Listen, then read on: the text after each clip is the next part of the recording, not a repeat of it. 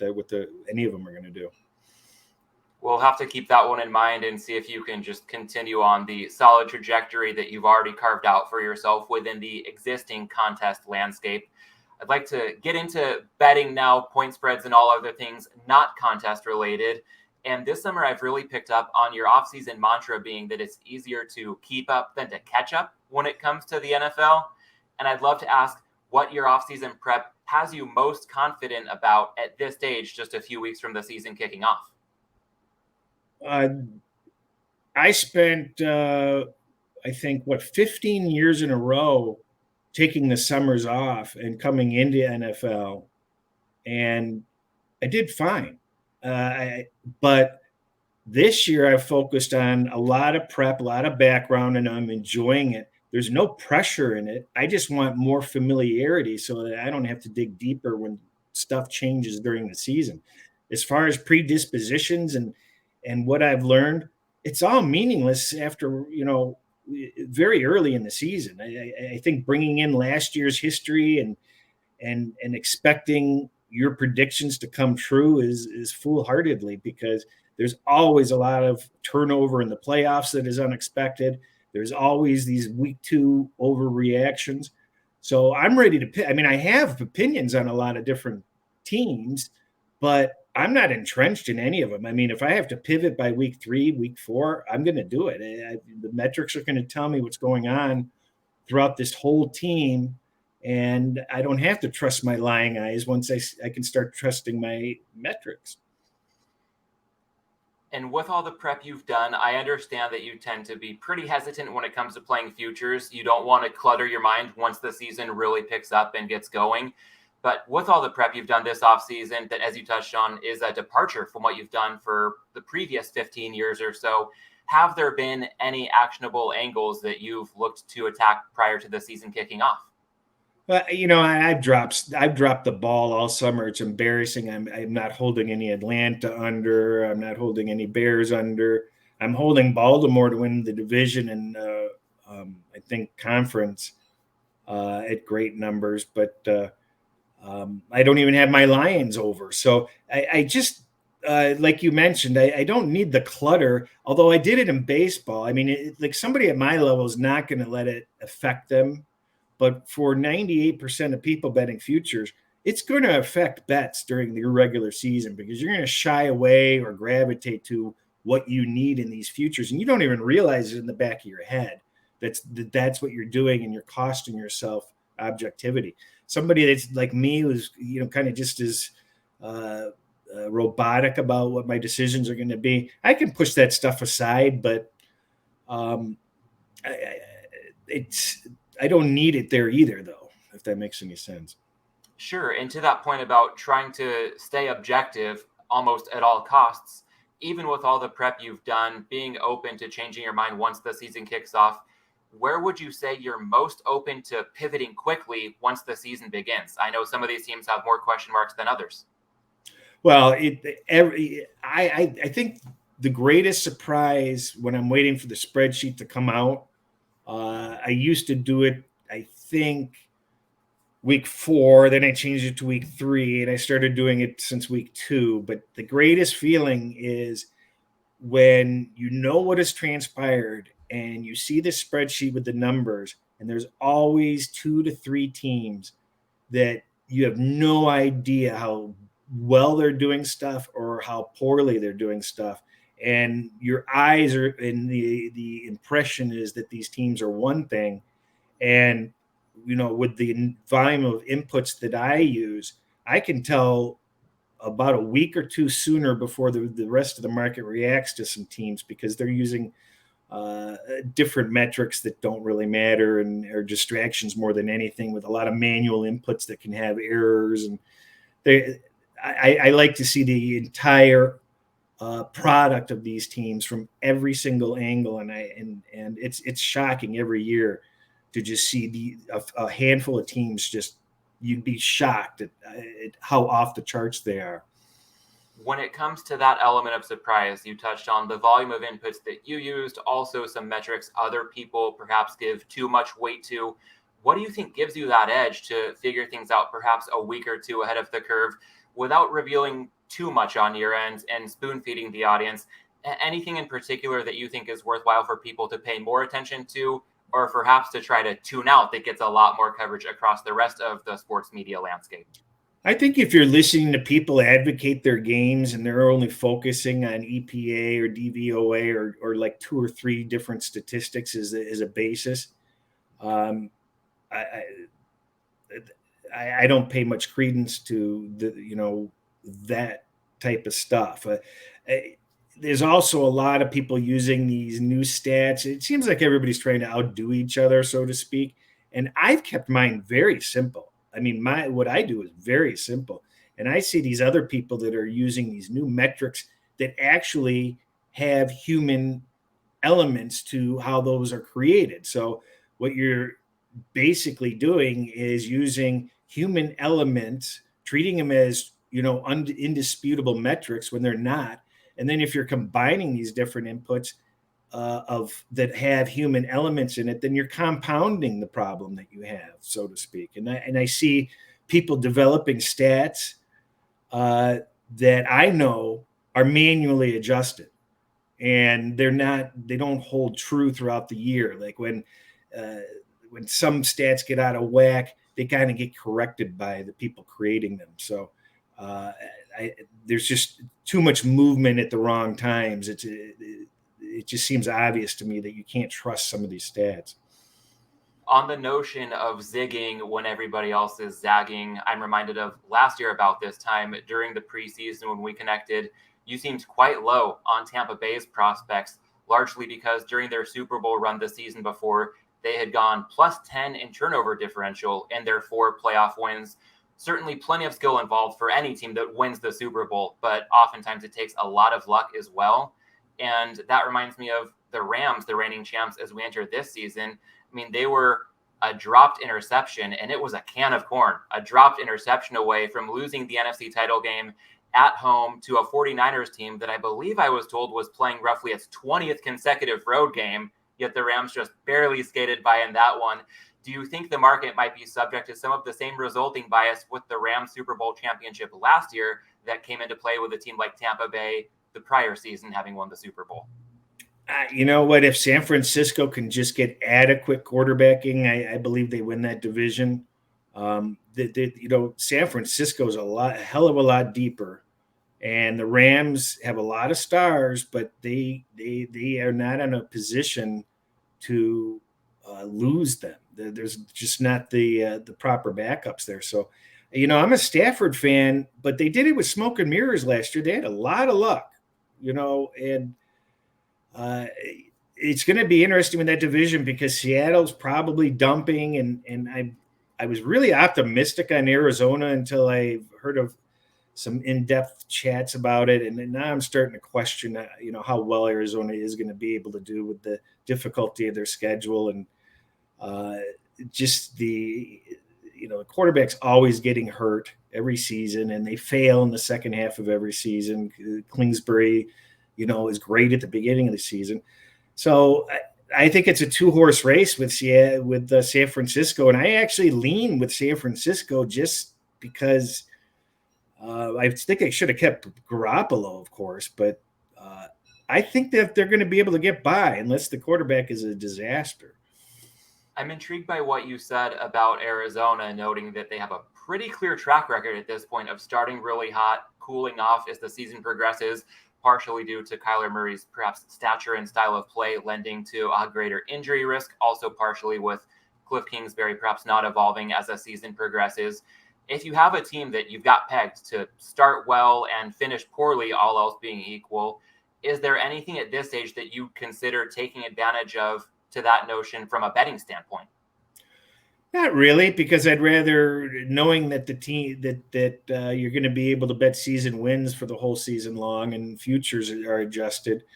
I don't feel the need to deal with it at this point. These numbers have been shaped all summer long. I mean, yeah, there's little bits of value here and there, especially if you get information ahead of time. But I'd rather trust a few weeks into the season to see what's going on, because when you make fun of like New England, you don't know what's going to happen with New England this year, but you damn well know that everybody's, thinking they're going to be headed for a down year. And we thought that last year and they had a decent year. So let's see what happens, because that could be a feast or famine type of team. Miami, that's up or down. Minnesota, we don't know what's going to go on there. Dallas, Dallas is, everybody's, poo-pooing Dallas now.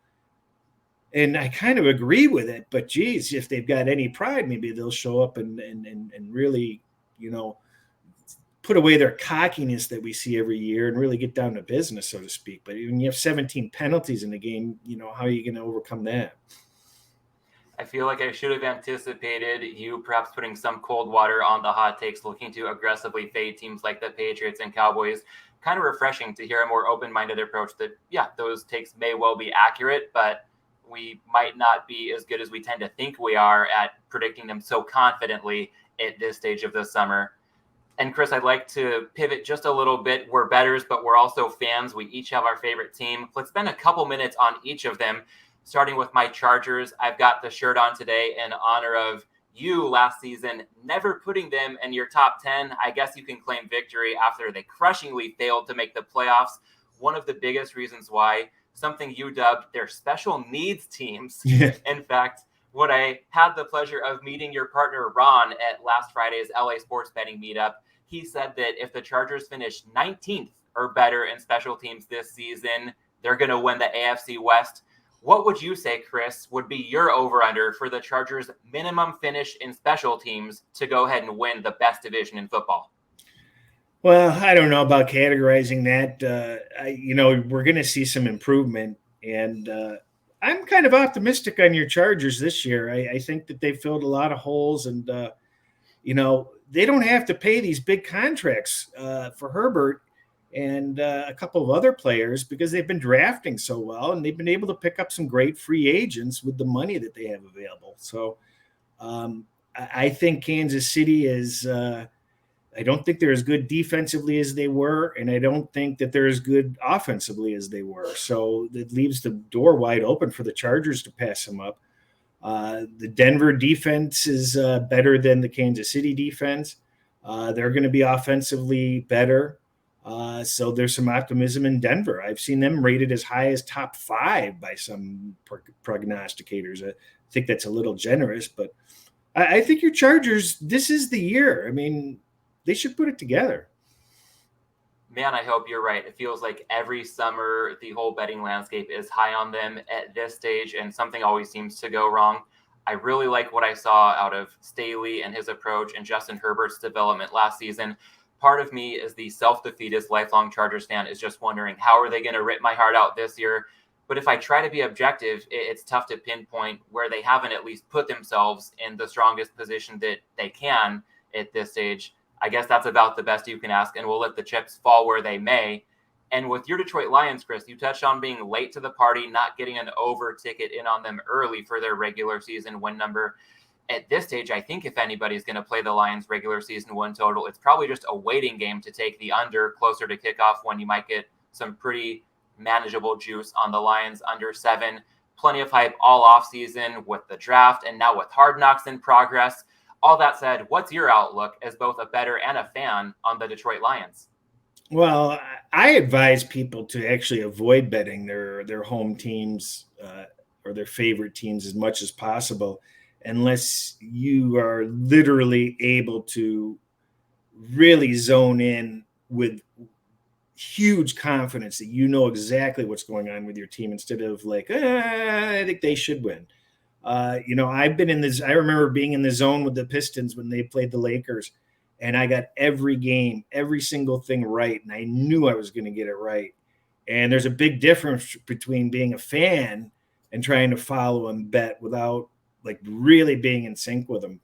I just had to say that. But as far as the Lions go, you're going to get 100% effort from this team. This team is buying in 100%. They're on Hard Knocks. The coaches are actually doing drills with the players. There's no pressure on Goff. And Goff came in 100% prepared. He knew the playbook day one, and he was really praised by teammates that this guy was serious. They've given him, running back options, tight end options, receiver options. They have a top 3 to 4 offensive line in the NFL already. Their issues are going to be a little bit on defense, but they've added 2 edge rushers, and the cornerback position is. But as long as you're scoring points and you're keeping your defense off the field, that's going to be a help. And they went through some bizarre games last year. You cannot help but to appreciate the enthusiasm with this team, and it's infectious around the nation where people are kind of liking them.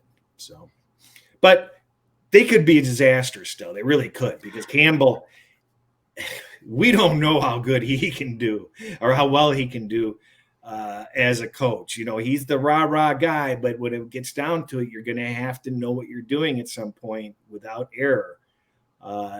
And that's going to be interesting, because I'm optimistic. I believe that this team has a outside chance at the playoffs. They could do very well, but if things go south, they can go south on them.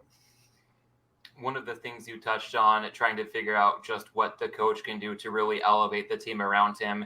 And that reminds me of a macro level point that you've brought up over the last year or so, since the season was extended with a 17th game. Inevitably, it feels like it's going to be 18 games pretty soon. And that's the notion of load management, to borrow a phrase from NBA handicapping. In this case, you think a lot of teams would be better suited to have 2 competent quarterbacks. And we saw the Ravens, they had a decent backup last year at times, but really without Lamar Jackson for an extended stretch, that among plenty of other injuries really came back to bite them. And I wonder about a team like the Rams this year. It sounds like Stafford, he's a tough guy. He's going to play through pain. But if his elbow takes a turn any further than the damage that it's already sustained, what do they have waiting in the wings? So when it comes to load management, teams probably needing 2 quarterbacks at some point, when do you think we see that take hold throughout the league? And are there any teams that you think might be best equipped or perhaps worst equipped to sustain injuries to their starting quarterbacks in 2022? I think they're going to have to start considering this when the 18-game season hits, because it's just way too many games to stay healthy. They've got to reduce the number of preseason games, of course. I want to touch back on this Baltimore issue, because a lot of smart people sit there and they're poo-pooing Jackson and the Baltimore effort last year. And none of them mention that was an intentional goal of the team, was to try to tune his pocket passing ability. So he wasn't operating normally as a quarterback. He was trying to improve his pocket awareness and stuff. And nobody has even mentioned that in any of the complaints about his performance last year.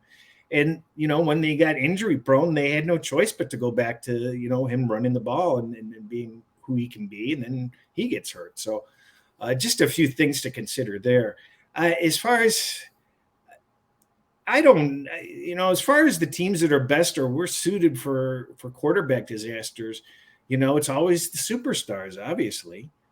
Any team that has, I don't know who the backup is for San Diego. Who's the backup for San Diego? There's a bit of a battle, and I wish it was still San Diego. Hope it will be again soon someday, but we might as well keep calling them the San Diego Chargers, the Oakland Raiders. There's a battle between Chase Daniel and Easton Stick right now, so TBD, but a far cry from Justin Herbert in either scenario. Yeah, that's the one team that sticks out to me like a sore thumb. I think a Kansas City can't afford to, Denver can't afford to lose a quarterback. Rodgers can't afford to lose him. It just boils down to those key teams with the better quarterbacks, because there's always such a big drop off. Let's touch on NFL sides a little bit here as well, more from a macro level. I understand that you used to bet them pretty early in the week, and that's changed in a big way these past couple of years with protocols. You just haven't bothered to look at lines early. So much was subject to change. Now that, for the most part, protocols are gone, what's your approach entering this season when it comes to betting sides early versus perhaps a third straight year of waiting and betting later in the week?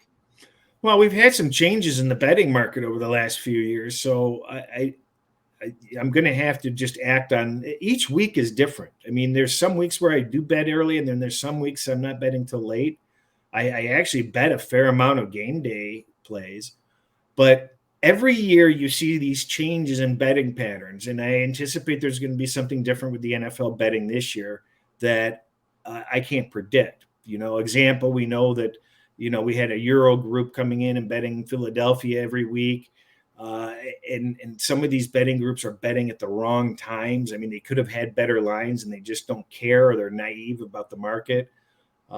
So market awareness is my number one goal. I'm watching it like watching paint dry or the grass grow all week long, because you need every half point you can get, and you need to learn how and why the market is moving. You need to know when the injuries are released. You need to know when the team reports are out, and you need to know when certain services are releasing. Those are all major factors that you have to be aware of that are just too burdensome for the average bettor to keep track of. When you talk about knowing when major services are releasing, at the very least, just to know what the market impact is going to be, are there any services that you'll pay to subscribe to, even if you don't intend to follow them, but just so that you know how you can best stay ahead of the market? Well, I have in the past, for different stuff, because there are good resources and sources for that information. But I generally, find out one way or another, when lines are going to come out. They, might be the same time all the time for certain services. If I see a line move and I don't know why it moved, I'm going to make some phone calls, offshore, or to people that I trust. Say, who bet that? Why did they bet that? What's the story? So I want to know why stuff has moved, even if I missed the boat. You just don't ignore that the line moved. You want to know why it moved. And when you call a book, perhaps an offshore, and you ask who bet that, why do you think it moved? Will they give you that information because you're also giving them other information to reciprocate at other times? I know for the average bettor, they don't have that option. So I'm wondering what makes that a viable strategy for your process? Well, it comes from, some people make fun of it, but, spreading out relationships and developing relationships, and more importantly, preserving relationships, and proving yourself trustworthy or reliable goes a hell of a long way down the road many years later, for basically putting yourself in a position to access more information and to be able to casually call somebody like that has only been in this for a few years would never dream of trying to contact. And even if they did, they'd be shown the door, or like, who are you? So it's important to build relationships. I can't tell you how many circumstances that have come up where, just treating somebody nicely, meeting them a long time ago, you bump into people in strange ways again sometimes. And you just don't burn any bridges, and build relationships, and you're going to get yourself in a position of acquiring more information. It's the best I can put it. Sure. Well said. And one more thing I'd like to dig into while we're talking NFL sides. You touched on the importance of getting every half point you can and thinking about the most important half point in the NFL, that hook going on or off of three. A lot of bettors despise taking 2.5 or laying 3.5. In fact, I've heard somebody go on a podcast, Fats, who I met at Bet Bash in Vegas earlier this year. He had a lot of great insight to offer, but I was taken back a bit by his number one piece of advice on this interview that I heard. He said his top advice to bettors would be never lay 2.5 or take 3.5. And that kind of caught my attention because I will concede that there is asymmetric risk, again, especially early in the week. I would ascribe to that when we're working right around some really key numbers, when a half point move in one direction can mean a lot more than 2 points in the other direction. But I also understand on the flip side of that coin, you've talked about as part of your process over the years, learning to ignore the hook when you're looking at point spreads. I'd love it if you could elaborate a bit on why and how you developed that mindset of just ignoring what a lot of people obsess over. I think I absolutely pay attention to the hook. But when you mentioned that 2.5 story, I think I won the NFL Last Man Standing last year. I think I took 2 consecutive games plus 2.5, which were painful. Your mental outlook is, oh man, I really need that half a point. But as you mentioned, you can't blindly bet plus 2.5, but it's down there for a reason. And there's a lot of times that plus 2.5 is actually a gift, and it should have been, 1 the other way or 2 the other way. But the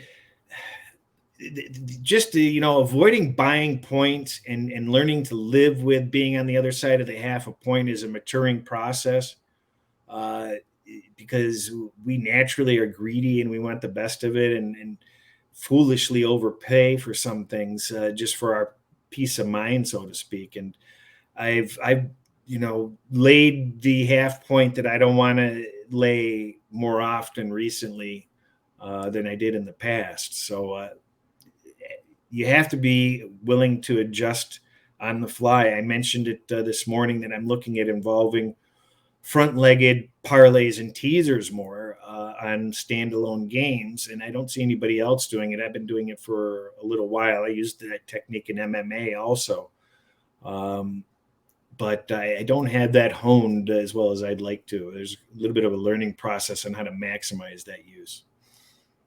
Circling back for a quick moment on that example you mentioned, say a team is plus 2.5 and you think they should be -1. So case of wrong team favored, even though it's a short point spread, how eager are you to take the 2.5?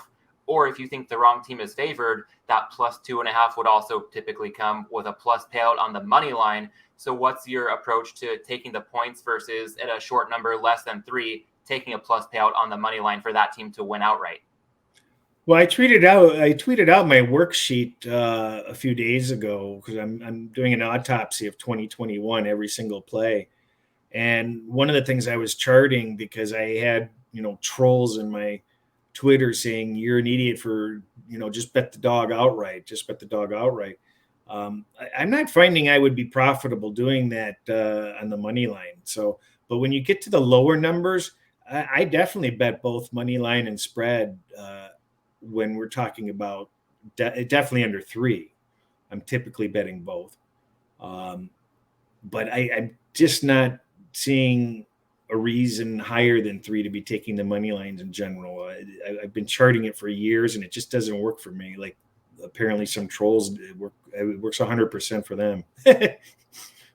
Well, let's talk about that full autopsy for a bit, as you called it. A deep dive on your record. I know that last summer you did it for the 2020 season, and understand that exercise still in progress right now for the 2021 season.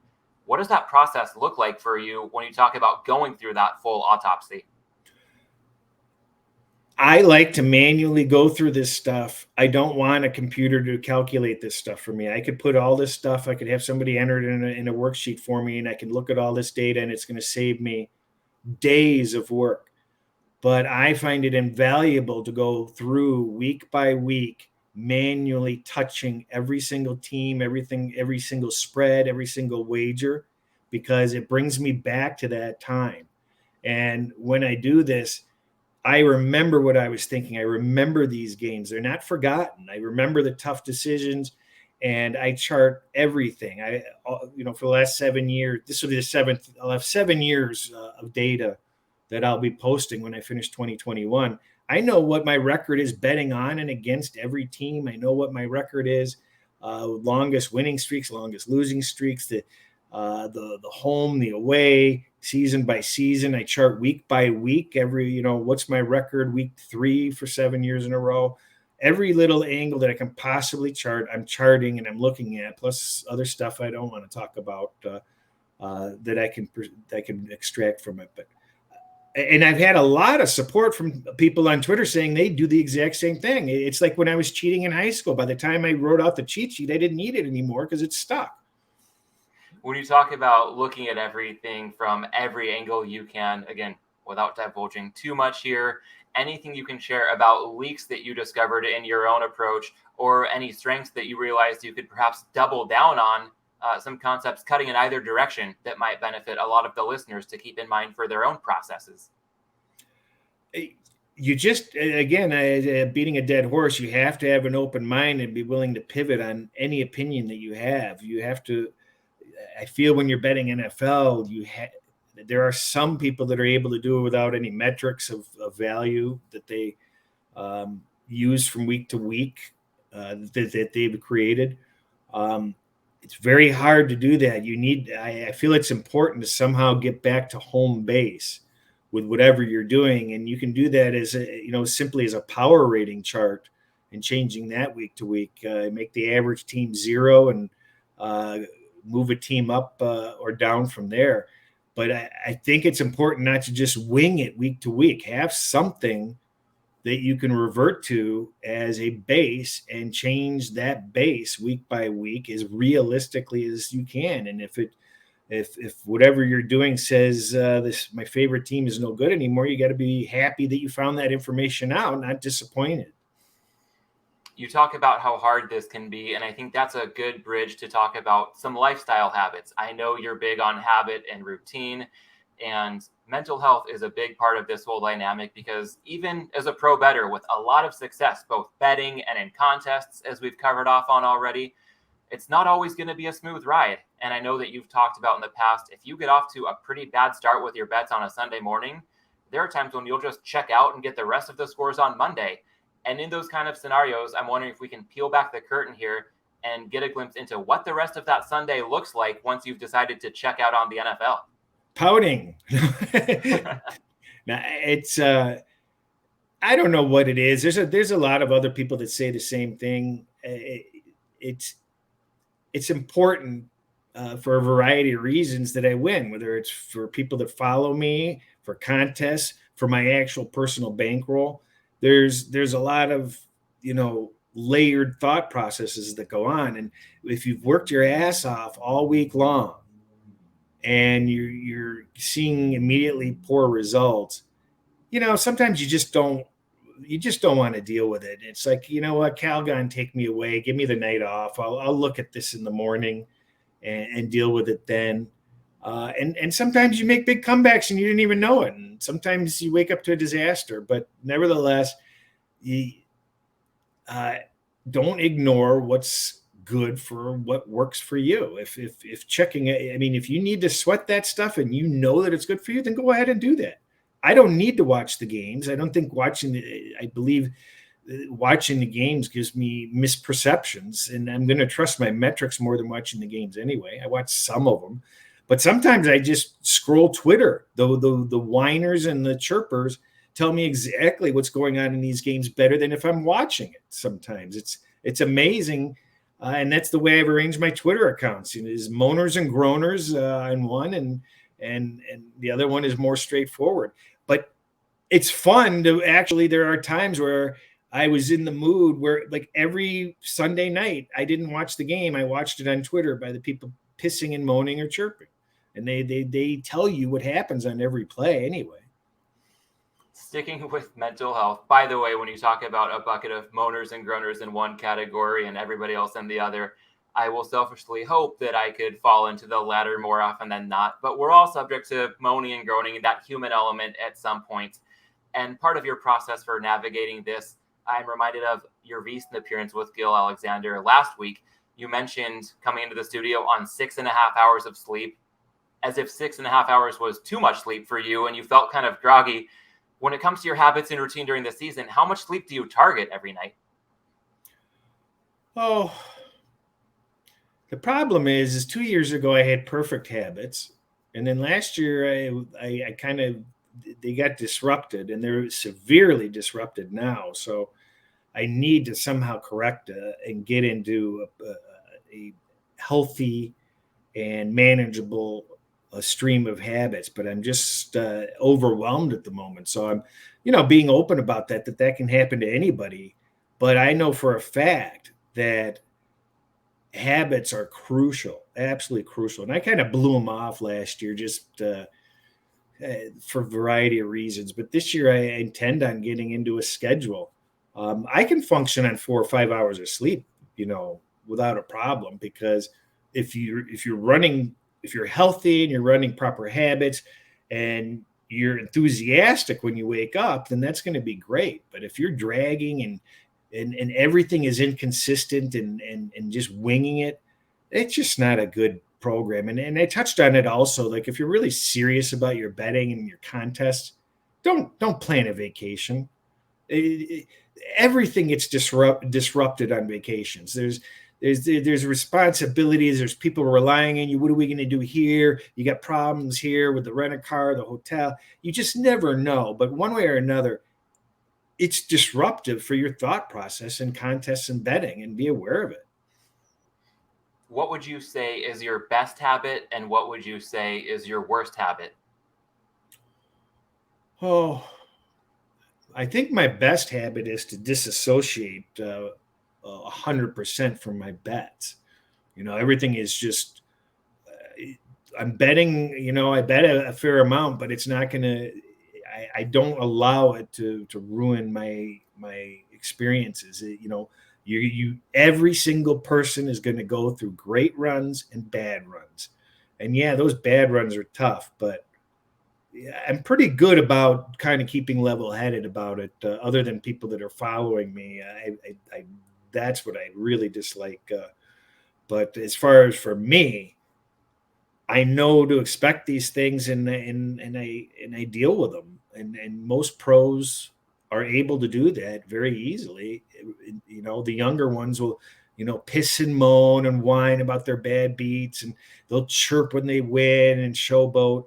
And it's like, grow up. I mean, if you're going to get more bad beats, the better that you do, for whatever reason that is.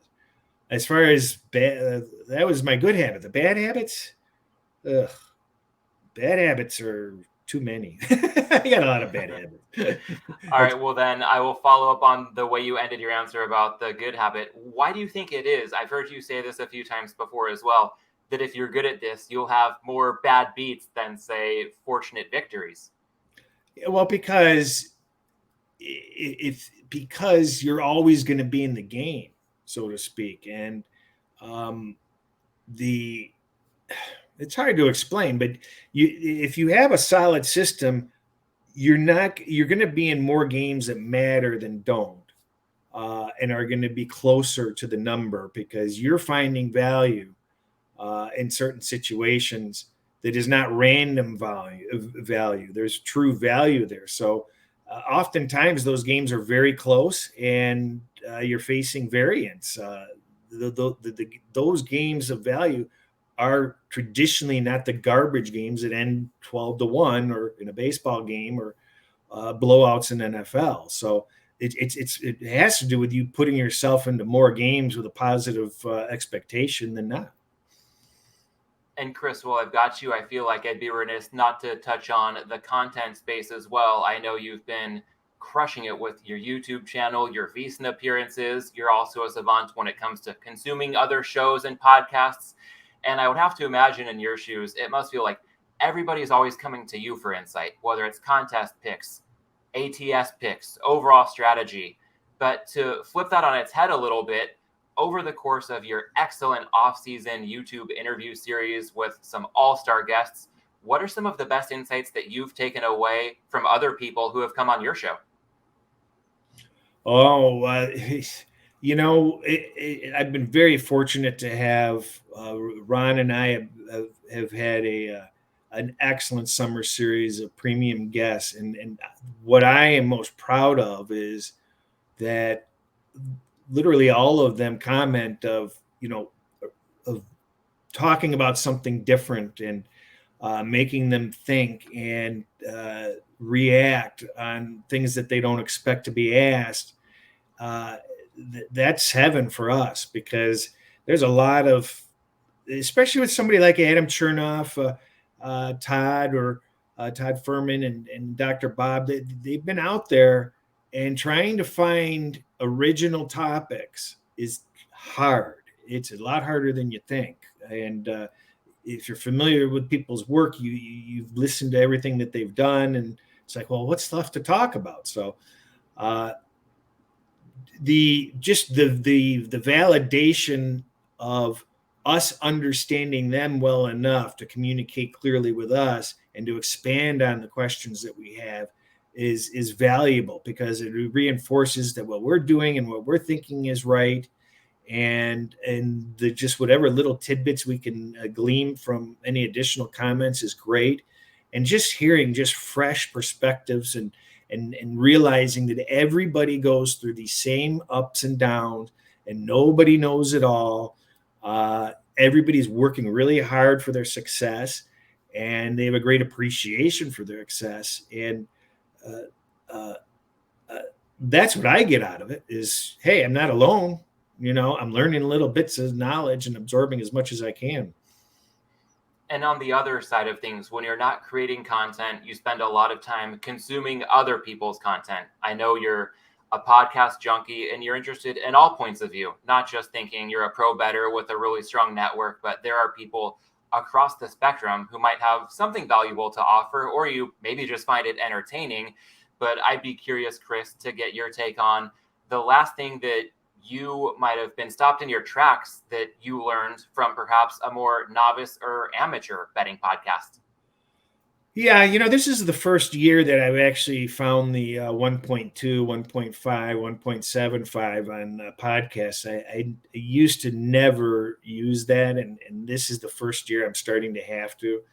I'm sick and tired of the 5, 10, 15, 20 minutes sometimes of self-adulation and nonsense that have nothing to do with podcasts. Some of these people think that, everybody has all this time on their hands, and they don't. I mean, I can't tell you, I put out a tweet on that. I can't tell you how many people said, I can't stand these people and the time that they waste either. I mean, it's like it's an instant fast forward.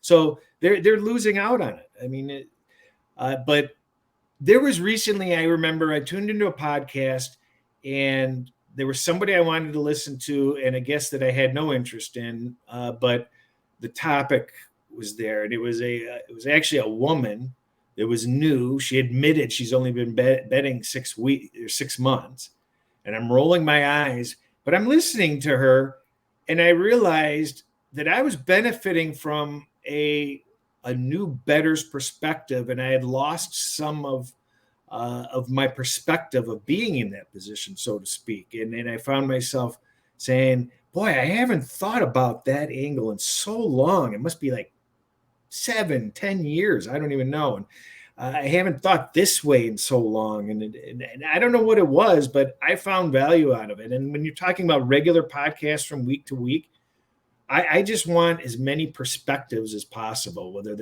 I already know what I'm going to do. Nobody's going to talk me out of what I'm going to do as far as NFL goes, but I want to just hear the perspectives, because it's going to help me understand the value of teams, the perspective that people have on the value of teams, and where the market may move later on in the week, where it may not move later on in the week. So it's all peripheral type value for me. When it comes to capturing a lot of different perspectives, I've got to ask, on the heels of everything you've done with Ron with your YouTube interview series this summer. By the way, Ron did a great job on his first VSiN appearance today. It was cool that both of you were in studio with Gil. Any plans for the YouTube channel building on that interview series once we hit the regular season? No, I'm not sure we have the time. We're going to do a weekly Friday show with Ted from a Sports Line or Sports Byline or Sports US. I forget. Jeez, I'm embarrassed, but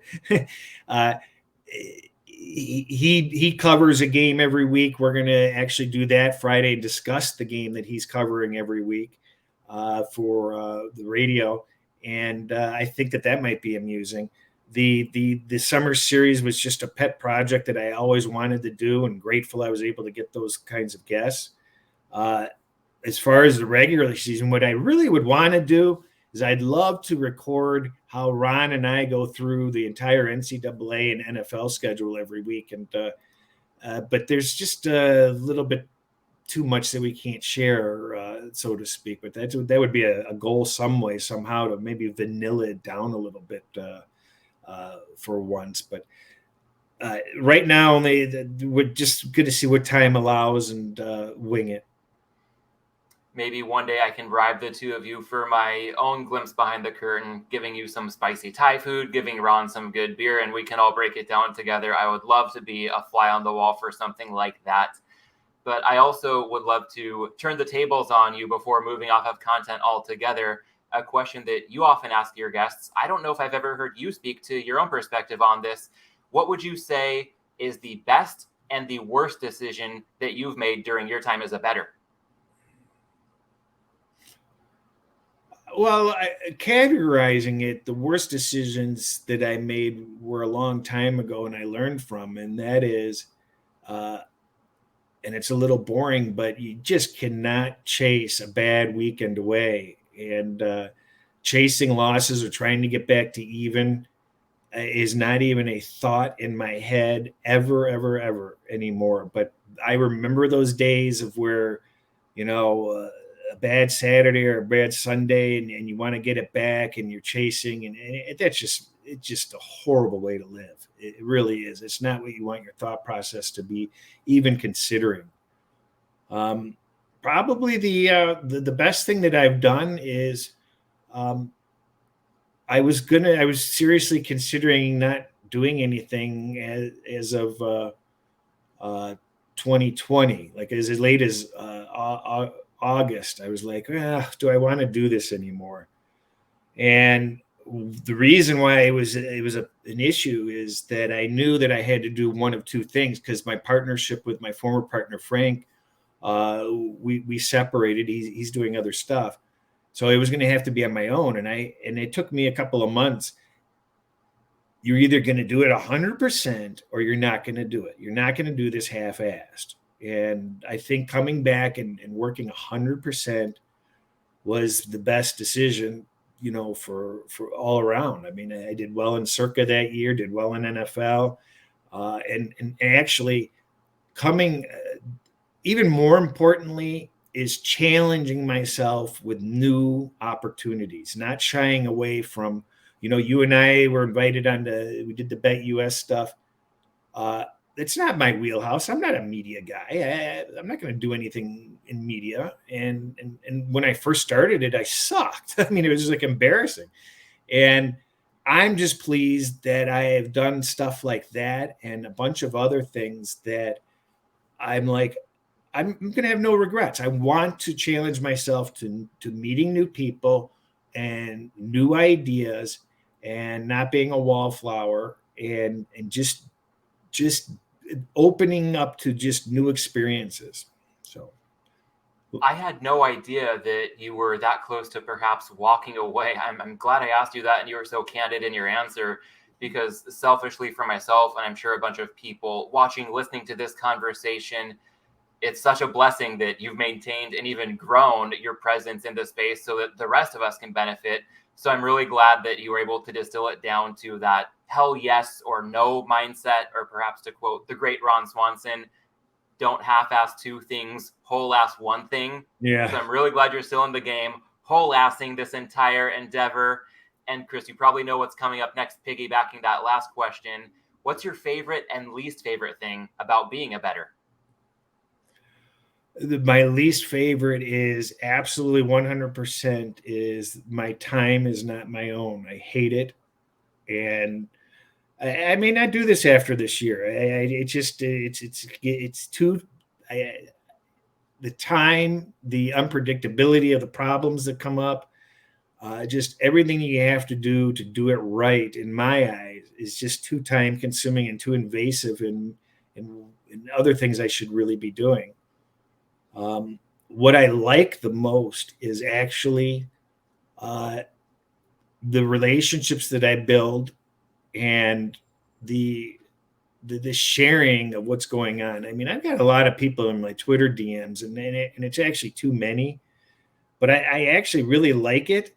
Is just interacting with every sort of person and getting everybody's views, and realizing that everybody's a lot closer than they realize in thought process, quite frankly. I mean, there's a handful of idiots out there and trolls that just they're lost souls, but the majority of people are a lot more reasonable than you realize and a lot smarter than you realize, and you can learn from people that are following you or reach out to you. And I love that, and I love helping other people. I mean, I can't tell you how many people have just said thank you for this or thank you for that, and I really really enjoy that. So these two issues are not actual betting involved, but just the peripheral feelings of what's good and bad for me. That reminds me of the classic Abraham Lincoln quote, "I don't like that man. I must get to know him better." When you can really connect with somebody and have a conversation, even with some disparate views on some hot button topics, there's a lot more common ground than people would believe based on just about any media they'll consume these days. Yeah, that's absolutely 100% true. I get ridiculed from other people in the industry because I engage people generally if they're critical of me because um, usually it's unreasonable. Um, but if somebody can correct me on something, I've got no ego involved. I'm not the smartest guy in any room, so I want people to help me out. I want people to correct me if I'm doing something wrong. But there's people that reach out to you that are so unhappy with their own lives that they kind of just lash out at you. And I found a great success of reaching back to some of these people and just being nice and saying, okay, let's talk about what you just said. And you know, usually it's just lashing out, but I'm not going to make them pay the price for it. I just want everybody to be happy. I'm just trying to do my thing. I don't need grief from people. And there's just a fair amount of people that uh, are just unhappy and just want to get satisfaction from making other people miserable. And that's a miserable life to lead. Well, if things become any more miserable with betting, not the results so much as how invasive you mentioned it possibly becoming, whether this is the last year or thinking about eventually hanging it up and moving on from betting, whenever the time comes, selfishly, I hope we're still a ways out from that. Mhm. But what else do you envision doing with all the time you put into betting? I imagine that could free up quite a bit. So, how would you look to allocate that time in a different world? I don't know. I mean, the only thing that I know is that for proper mental health, I've got to have other outside interests. I cannot be sacrificing relationships or uh, anything along those lines for the sake of betting, and it just become too time consuming for me, and it's just a concern. Hopefully, I'll work it out in the next month and be back to 2020. There we go. Well, on the topic of good habits and mental health, I think we can also start to round the corner and weave in a couple pillars of this podcast, starting with the Malinsky Minute. I know that Dave was the master of good routines in season with the NFL and college football and everything he bet seriously. And then in the offseason, he loved getting off the grid and pursuing any other walk of life. He had so many other passions. To that end, I know it's just about time to buckle down and really focus on the NFL for anybody who's doing this seriously. But when you do have the opportunity, how do you recharge?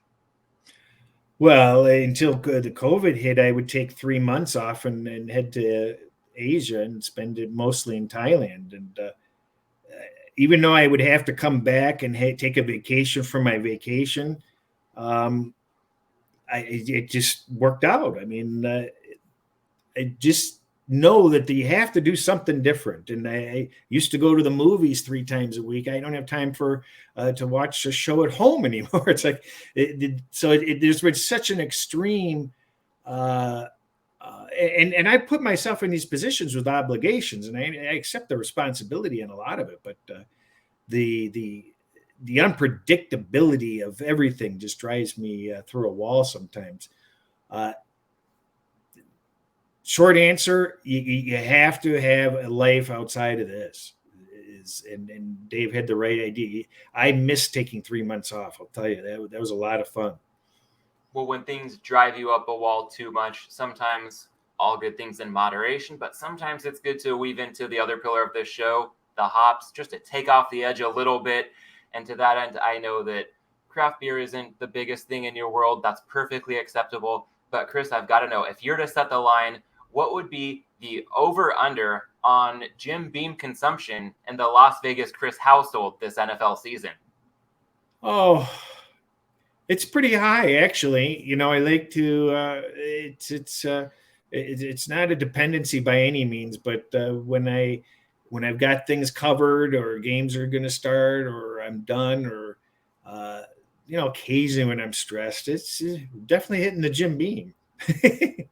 And speaking of habit, I know that I try to keep it to non-school nights, as I put it, often Fridays and Saturdays. There's the occasional exception, but again, trying to manage whether it's betting, beer, trying to keep all good things in their rightful place. Are there any days or times as part of your routine that you'd be most likely to be enjoying a drink, or times that you make sure that you're not engaging in drinking? Maybe evenings. Yeah, I mean, I'm not waking up to it, that's for sure. But yeah, the occasional evenings, and you're watching these scores go by. I'm doing baseball, and boy, I'll tell you, I hate people that complain, but the rough stretch I've had with variance is just obscene, just obscene. But yeah, the evenings, and sometimes when I'm doing paperwork or something like that down in the garage. Yeah, fair enough. Well, I also am glad that you're not waking up to it, because otherwise we might not have the opportunity to dig into as many conversations like this. So glad it's serving its purpose, and we'll leave it at that. Chris, as we approach an hour, 15 minutes, I want to make sure to respect your time, if I can still do that, given the length of this interview, so we can go ahead and start to wrap things up. I want to thank everybody for watching and listening. And if you're catching this in podcast form, the number one way you can support Props and Hops is to take just a few seconds, leave a 5-star rating on Apple Podcasts or Spotify. Chris, also want to be sure to plug your work on Twitter at Las Vegas Chris, no H in Chris. Also check out the YouTube channel I'll link to in the show notes. Anything I'm missing, or anything else you'd like to add? No, not really. I just enjoy a little bit of a break and a good conversation with mostly original topics, and the contest playlist may have 9 or 10 videos on it. There's just slightly different variances and tidbits that I know that I put some stuff in there that I regret saying because it was good. So you'll have to trudge through it all, but there's always something a little bit different, and hopefully we'll have some decent YouTube content this fall occasionally, but it won't be a summer series of superstars. We don't have the time for it. All right, well, I'll mark it down. Your quote was mostly original topics, and given everything that you've produced lately, I will gladly take that as a win. So, Chris, once again, thanks for the time and insight. I've got to say, I'm looking forward to our next spicy Thai food adventure. Yeah, me too. I appreciate you having me on. Look forward to seeing you next time you're in town, because I'm not making it to California.